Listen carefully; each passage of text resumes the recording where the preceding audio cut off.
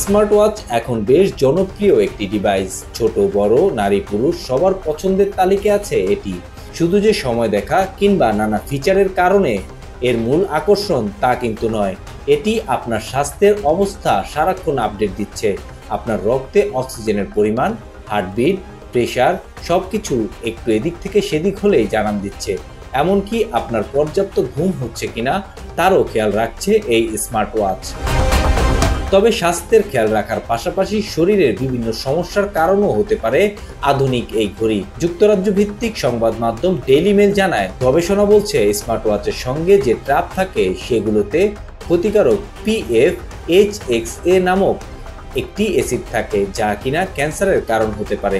এই অ্যাসিড এমন এক বিপজ্জনক রাসায়নিক যাকে ফরএভার কেমিক্যাল বলা হয়, অর্থাৎ এগুলো কোনো অবস্থাতেই বিনষ্ট হয় না, আর এগুলো শরীরে দীর্ঘ সময় থাকলে ক্যান্সার দেখা দিতে পারে।